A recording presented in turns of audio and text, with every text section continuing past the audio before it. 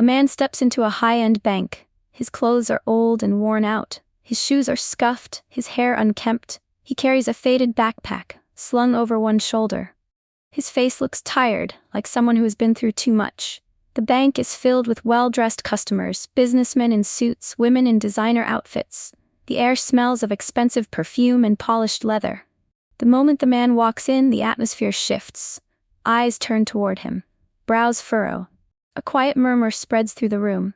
At the front desk, a bank manager notices him. His name is Mr. Peterson. He's tall, well-groomed and confident. His suit is sharp, his shoes polished. His expression, however, is not welcoming. His lips curl in distaste as he watches the man approach. Before the man can speak, Mr. Peterson steps forward, blocking his way. His voice is sharp and cold. "We don't allow loitering here." The man looks up, his face calm. "I'm not loitering," he says. "I'd like to open an account." Mr. Peterson scoffs. A few customers chuckle. Someone whispers, "Does he even have $1?" The bank manager crosses his arms. His voice drips with sarcasm. "Do you even have a single dollar to deposit?" The man doesn't react. He simply watches Mr. Peterson, his gaze steady. There's no anger in his eyes, no embarrassment, just patience. The bank falls silent, waiting for what happens next. Mr. Peterson smirks, shaking his head. "Sir, this is a high-end bank," he says. "We don't deal with charity cases." A few customers chuckle. A woman in a pearl necklace whispers something to her husband. He nods, smirking. The security guard shifts, stepping closer. The man remains calm, his hands rest at his sides. His expression doesn't change. "I'd like to speak with someone higher up," he says. His voice is steady, polite. The manager laughs. "Higher up?" he repeats. "Do you have any idea how much money our clients have? You think you can just walk in off the street and demand a meeting?" The man doesn't respond. He simply reaches for his backpack. Mr. Peterson's eyes narrow. His body tenses. The security guard moves in, ready to act. Slowly the man unzips his backpack. He reaches inside. The room is silent. Some customers lean forward, curious. Others look disgusted, expecting him to pull out a handful of dirty coins. But when his hand emerges, it's holding a thick envelope. He steps forward and places it on the counter. "Open it," he says. His voice is calm, but there's a quiet authority in it. Mr. Peterson hesitates. His fingers twitch. He's suddenly unsure. The envelope is clean, crisp, sealed neatly. It doesn't match the man's ragged appearance. A few seconds pass. Then curiosity wins. The manager grabs the envelope and tears it open. His smirk vanishes. His breath catches. Inside is a thick stack of $100 bills. Fresh, crisp, real. The bank falls into complete silence. Mr. Peterson stares at the money in his hands. His fingers tremble slightly as he flips through the crisp bills. $50,000. The stack is thick, neatly arranged. The scent of fresh cash fills the air. A shocked murmur spreads through the bank. Customers crane their necks, trying to get a better look. The security guard, who had been ready to escort the man out, takes a step back. The man watches the manager with a calm expression. "Is this enough to open an account?" he asks. His voice is steady. Mr. Peterson swallows hard, his confidence from earlier is gone. I didn't realize," he stammers. His mind races, trying to recover from the embarrassment. The man tilts his head slightly. "Didn't realize what?" The manager clears his throat, forcing a smile. "There must have been a misunderstanding," he says quickly. "I didn't mean to be rude." The customers watch, their expressions shifting. A woman who had been sneering at the homeless man now looks embarrassed. A man who had chuckled earlier suddenly looks away.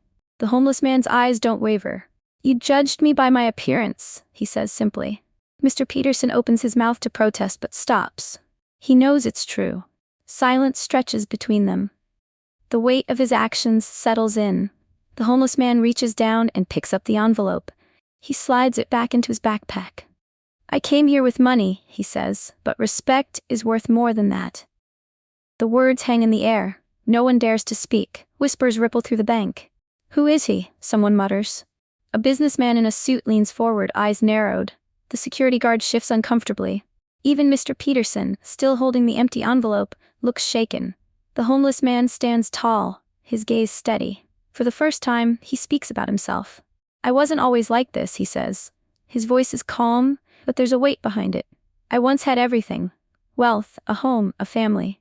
The bank is silent. Every ear is tuned in. I built a company from the ground up," he continues. Worked day and night. Success came fast. Money, cars, luxury, it all became part of my life. A few customers exchanged glances. Some of them recognized this story. But none of it mattered when I lost my family, he says. His voice is quieter now. My wife and son died in a car accident.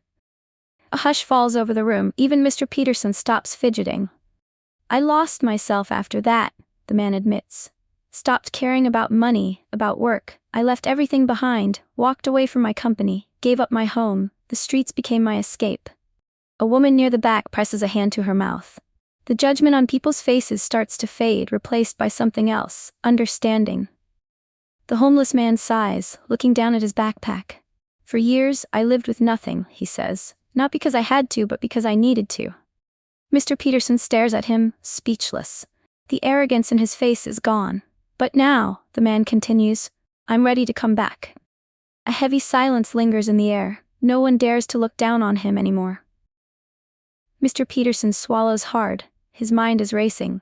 The man in front of him isn't just some homeless drifter. He was once a successful businessman, a man with wealth, power, and influence, and he still might be.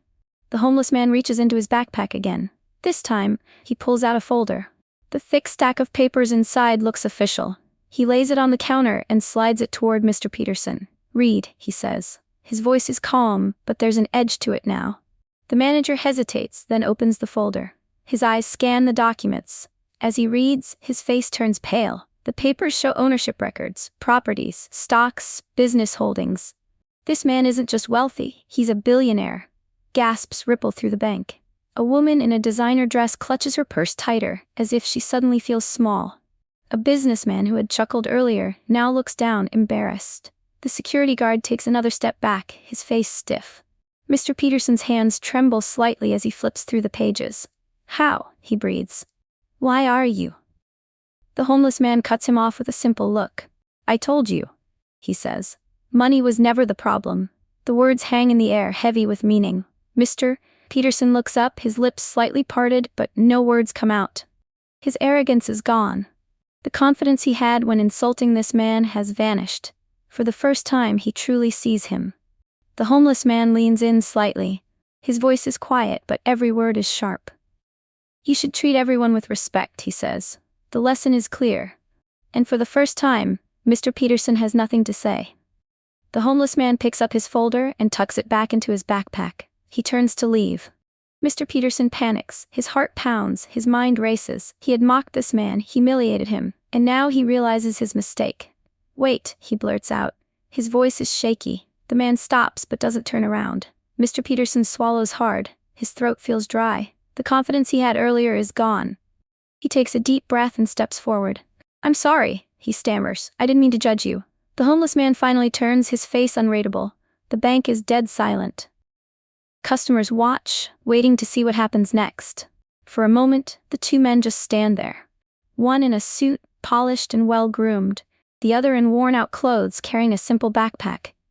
But everyone knows now, it's not the suit that holds power. The homeless man studies Mr. Peterson for a long moment. His eyes are sharp, but there's no anger. Just quiet understanding. Then to everyone's surprise, he smiles. It's small, almost unnoticeable. I hope you remember this lesson. He says simply. Mr. Peterson nods quickly. I will. His voice is barely above a whisper. The homeless man gives him one last look, then turns away again. He walks toward the exit.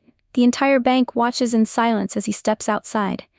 A cold breeze blows in from the street. The door swings shut behind him. Inside, Mr. Peterson stands frozen. His hands tremble slightly. His mind replays everything that just happened. The weight of his mistake settles deep in his chest. And for the first time in years, he feels truly ashamed. The bank remains silent long after the homeless man leaves. No one moves. No one speaks. The lesson lingers in the air, heavy and undeniable. A woman in a pearl necklace shifts uncomfortably. She had been one of the first to sneer when the man walked in. Now she stares at the door, guilt creeping onto her face. A businessman near the back clears his throat and looks away. Minutes ago, he had laughed. Now, he feels exposed. The security guard, who had been ready to throw the man out, rubs his hands together. He exhales slowly, realizing how close he came to making a huge mistake. And then there's Mr. Peterson. He's still standing behind the counter, gripping the edge tightly. His face is pale. His stomach churns. He had insulted a billionaire. Not just a billionaire, but a man who had suffered, lost everything, and chosen to live simply. A man who, despite having nothing on the surface, carried himself with more dignity than anyone in the room.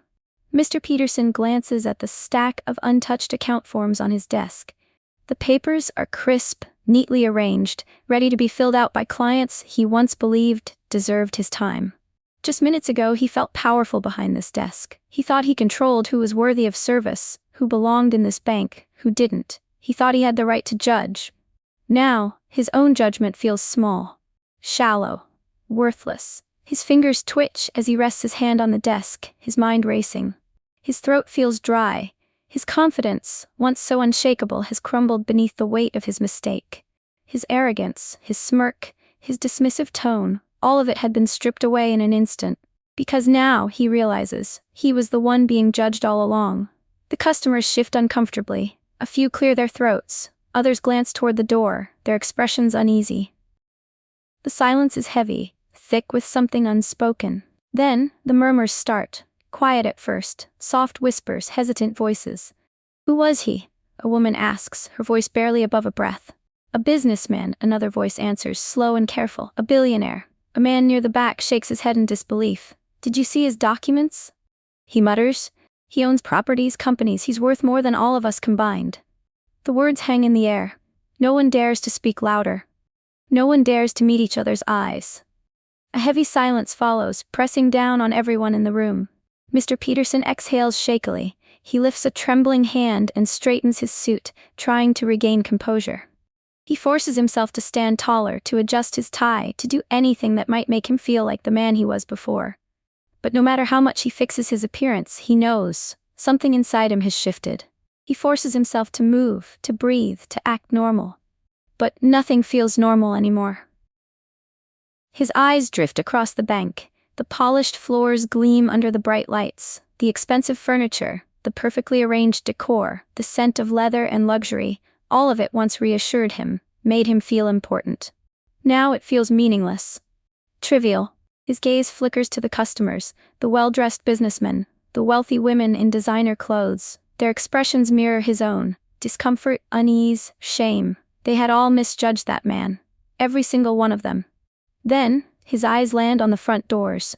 The same doors the homeless man had walked through. The same doors that had closed behind him, leaving the bank in stunned silence. His stomach twists, his chest feels heavy, he swallows hard. Because deep down he knows, he'll never forget this moment. The shame of it, the weight of it, the lesson hidden within it, and neither will anyone else in that bank.